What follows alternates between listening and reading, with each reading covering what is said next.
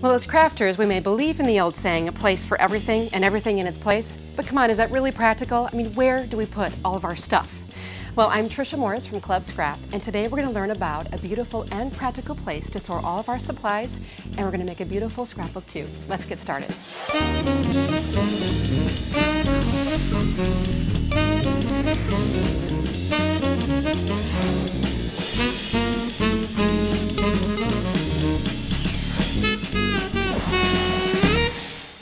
Well, this is the album that we're going to make. It's so cute. It's a little 6x6. It's got some funky hardware here on the side, an acrylic cover that I've decorated, and of course the inside pages, all heavy-duty 6x6 page protectors, and then also an 1/8-inch thick book board that's pre-drilled for the back cover.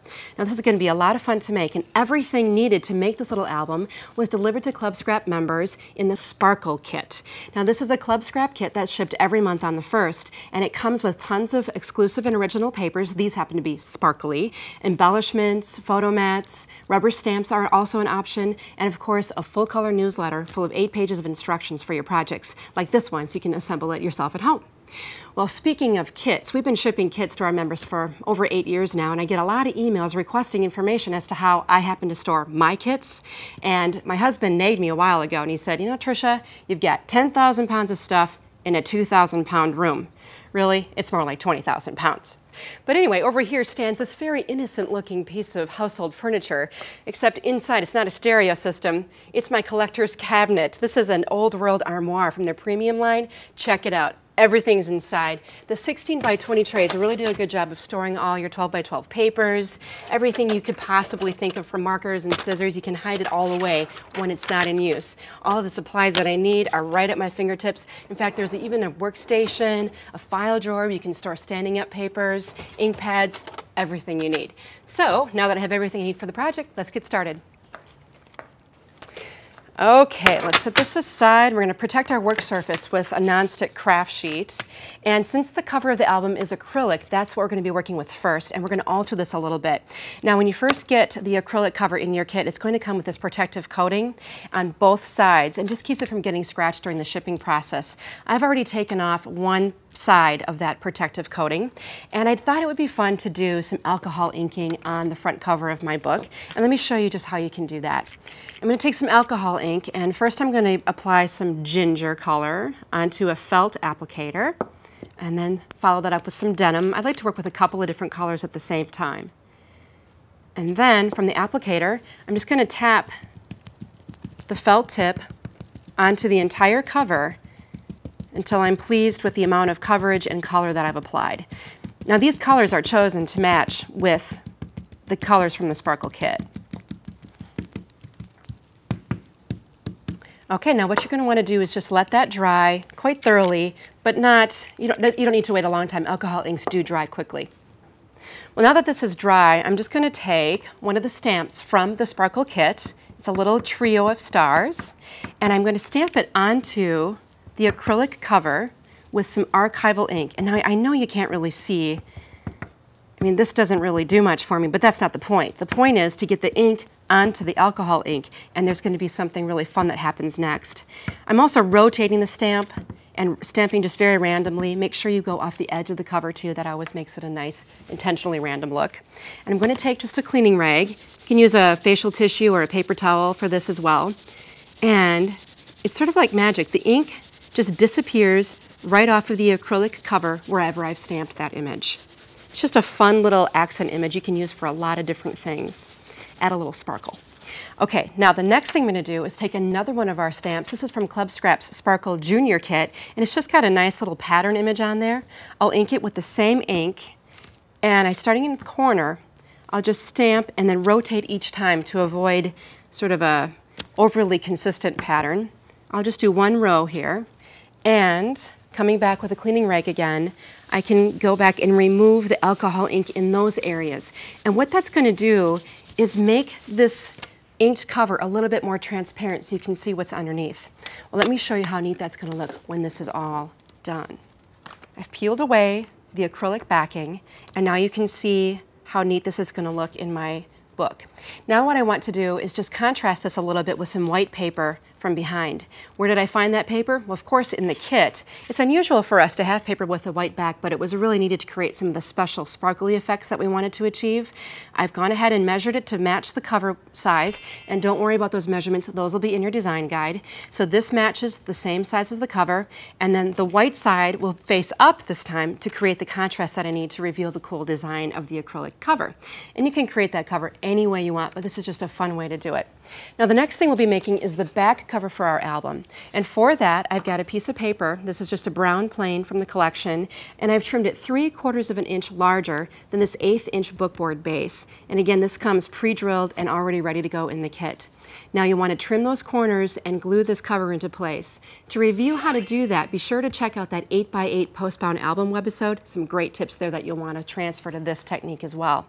And then I've also trimmed a nice cover for the inside cover, again of that sparkly paper. This is going to be a really neat matching album. All right, let's take a look at how that back cover looks when it's all wrapped and the holes are punched and transferred through. So now my album's almost ready to assemble. We've got some heavy-duty Club Scrap page protectors here, and these are really nice and sturdy because we know this album's going to get a lot of traffic. And then we'll layer that on top of our back cover, and then our white sheet and our acrylic cover. And now we're ready for some hardware. Now the kit comes with this really fun C-hook hardware that's going to make this look a little bit unique. Just unscrew one of the ends and thread it through your page protectors and covers, and then reattach that to the front. And of course you'll do your other one, and then you're ready to decorate this book. Now, I just want to tell you, I'm really excited to share this with you. And I think it was a Club Scrap member that wrote in and told me about how this works. It's so cool. You've seen my shows called Page Planners, and those are all about making scrapbook formulas work that are very duplicatable that you can do too and make successful pages in minutes.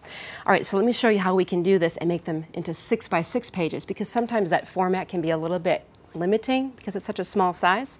Here's how you start. You take a 12x12 sheet of paper, you cut it in half vertically, cut it in half horizontally, and what do you get? 4 6x6 pages. Those can be used for the base of all your pages for this little album. And you can cut as many sheets as you like depending on how many pages you need. Then the next thing you want to do is just take those little formulas that I've shared with you in the past and reduce every single measurement that I've given by 50%. So if I say 12, make it 6. If I say 4, make it 2. Now here's an example. This is a full-grown layout right here. And I've got two 12x12s as the base. I've got some 2-inch borders and a 3-inch border right over here. I've got some 4x6 photomats that I've trimmed from 12x12s, all using my favorite formulas. Now this is really fun. I love this. The first time I made one of these, I couldn't believe how cute it turned out. Every single number now that I've given in the original formula was reduced by 50%. Isn't that sweet? It's a little 6x6 page. Instead of this being a 4x6 photomat, it's 2x3. So all your measurements are really standard. It's easy to add photos to these pages. All right, let me tell you another one. Now 8.5x11s are shipped to our members in kits every month, and those are used a lot in our formulas. In fact, here's one, a little tip to get you started with this. Take your 8.5x11s and trim them into 4 equal pieces. Vertically, you'll trim at 4 1/4. Horizontally at 5 1/2. Now you have 4 little mini 8.5x11s.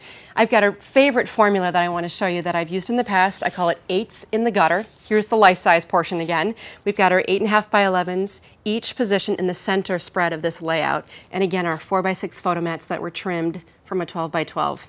Now I know that's a lot of measurements to remember. Don't worry about it. Just go watch those Page Planner webisodes and you can get inspired to make the big ones. And then let me show you how cute this little guy turned out for my little album. Right here, there it is, 8s in the gutter. It's really not 8s, it's really 4 1/4 by 5 1/2, but you get the idea. These are really sweet. Now I want to tell you, I went ahead and made all the inside pages for this album knowing my husband was at a ski trip in Revelstoke, British Columbia. He had a wonderful time, came back, and the album was already done, mind you, except it just needed photos. So they came back, I think the photos were delivered to my door at about noon. By 3 o'clock, this album was finished. Let's take a look. Here I've added just a bunch of ribbons. These are part of the Club Scrap embellishment pack. I've added beads and little doodads here to the edge, and that just makes it look kind of nice and interesting. Opening it up, my husband's so good, he takes pictures for me knowing I'm going to scrapbook them for him. And there's the sign from the resort where he stayed. And then a large 4x6 picture right here in the inside front. But then the 6x6 pages inside are again just miniature, full-size pages. And you don't even have to get your pictures developed into smaller formats. All the pictures inside started out as 4x6 photos. In fact, right here, both of these pictures came from one 4x6. So you really don't even need to do anything special as far as the way you print out your photos. Husband really did a good job, took some fabulous pictures of his trip. There was a little 8 in the gutter. And I just really like the way these sparkly papers set everything off. You might not have expected a sparkle-themed kit to go so well with ski photos. I think it was a great match. You can continue to add as many page protectors and pages to your album as you wish, and then finish it up at the back with another full-size photo, and you're done. Well, we got some cleaning up to do. Better get this stuff put away. Now, I really hope that you give these 6x6 page formulas a try. They really work like a dream. You can get a lot done in a short period of time. And I guess the old saying is true. Place for everything, and everything's in its place. I'll see you next time. For step-by-step instructions on how to create this week's project, download the design guide featuring special make-it-your-own bonus tips.